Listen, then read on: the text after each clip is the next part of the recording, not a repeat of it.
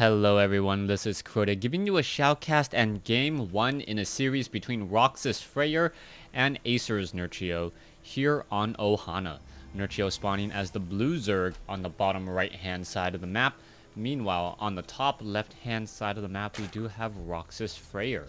So Fraer versus Nerchio here on Ohana, a Zerg versus Protoss matchup, and this does promise to promise to be a very interesting game and matchup. Now, one thing I will say, if you guys aren't keeping track with the battle situation and battle reports, they have recently announced that they are not making changes to the Raven as they originally suggested or thought, as the Ravens have been utilized in the hands of pro players very effectively, and now that the pro players are being able to use those skills should trickle down to masters and diamond players as well. We'll see what the strategy will be. So far it looks like it will be a pylon at the front door, which does indicate a forge fast expansion coming in from Fraer. Meanwhile, let's take a look at what's going down over here by Nerchio. Nerchio still has not set up anything just quite yet. Now, Zerg players have two very strong openings on a map like this. They can either try to go for that economic game, or they can try to fake an economic game and then use that second hatchery as a macro hatch. Both of those strategies are very viable, and it is up to the Protoss player to figure out which one of the two is being executed and how to respond accordingly. Now, it looks like Fraer is going to be going for a Nexus first now, and a Nexus first is a very gutsy move. Nexus first, very gutsy move, as Fraer did spot that there is going to be a spawning pool completed in about the next 20 seconds or so. He will need to get that forge down. The forge still has some time to complete, and then he will be forced perhaps to get an additional gateway or two and finish off this wall in. We are going to see a probe now attempt to do a block on this drone down here. The drone is getting in a little bit of damage onto the probe, but not very much, as we are seeing the probe now perhaps try to slip back up onto the high ground. It is going to spot the queen, and now training up and also wondering what is inside those little Zerg cocoons. They are Zerglings, and the Zerglings are already chasing this probe away. Now, what is this probe going to do? You didn't check second guess. Why did you come to my...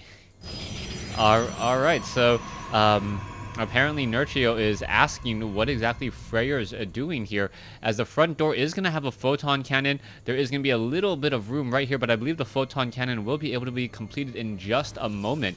So Fraer really challenging Nerchio right now into saying, do you even know what you're doing at this stage, as improper scouting can lead Nerchio down the wrong path. A photon cannon is already up and operational. We are getting into that gateway now. Perhaps we can get a zealot positioned right there, followed by that cybernetics core to hurry up and get that warp gate tech. Overlords are sitting in position here. One overlord still keeping track here. We are going into double gas now by Fraer. So what is Nerchio going to spot, and how is he going to react? As we already have enough chrono boost, that Nexus has been up for quite a while now, I believe about 50 seconds, meaning that Nerchio should be behind economically. 26 probes to 20 drones, and where are all of those units currently sitting on the field? There are only 4 Zerglings and 2 queens, and those 2 queens really need to start hitting those injects in order to get a much higher larva count. Fraer in a very comfortable situation now, as he is just sitting on 2 bases, 1 gateway. He's playing very defensively, and we are now going into a hidden Stargate, interestingly enough. So a hidden Stargate here by Fraer, but we are also seeing perhaps a Baneling bust coming in from Nerchio. Nerchio with those Banelings could get in a lot of damage. Oh, one Zergling does get taken down. It looks as though another Zergling could get taken down. No, Fraer being very careful to actually pull away with the lower hit point Zerglings, and the Zerglings now able to scramble back up to the north. Now, where is the perfect location to hit? Perhaps right here in between these 2 buildings. If that splash damage hits both of the forge and also that gateway, there's going to be no more production buildings either, as the probe now trying to slip by is going to quickly get shut down. We are going into level 1 weapons upgrade. Stargate is already up, but is not training anything yet, And now Fraer may be in a world of hurt unless he hurry up and trains something. We can see that Banelings are already morphing in. It takes 20 seconds to morph in a Baneling, 60 seconds to get in a Void Ray. The Void Ray needs to be chrono boosted out. But even with that, the damage may simply be too much. There is one Stalker sitting here. There's a whole bunch of Banelings. This is looking very bad. A new building has been added. Another building added off over here as the buildings may try to splash. Yes, they are going to try to take down this Forge. But the Forge does not fall. And here we go. The Forge may fall now. Not hitting in between these two buildings as the Zergling's now trying to surround and take down this Photon Cannon. Fraer, perhaps not expecting to get Baneling busted here. Now trying to warp in another pylon. Fraer is actually a little bit ahead as we do see a force field beautifully placed down on top of a photon cannon, but that still does get taken down. There is now one Void Ray in the air. The Void Ray in the air is going to pretty much keep track of everything up here. And now Fraer most likely will perhaps come back over the top, getting in additional gateways. One Void Ray in the air, looking to perhaps detonate some Banelings. Those Banelings look like they will get taken down. One Baneling gets taken down. A second Baneling does get taken down as well.